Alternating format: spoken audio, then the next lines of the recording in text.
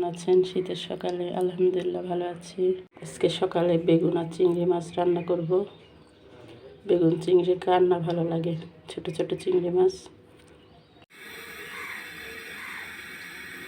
পরিমাণ মতো তেল দিয়ে দিলাম, মশলাগুলো দিলাম।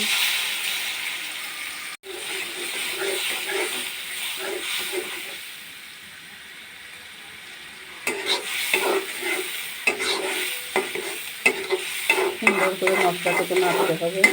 এবার আমি বেগুনগুলো দিয়ে দেবো। বেগুনগুলো ভালো করে কষায় নিতে হবে। এতে ছোটো চিংড়ি ভালো করে কষাতে হবে। দিয়ে দিলাম, চিংড়িগুলো সুন্দর করে দিয়ে দেবো।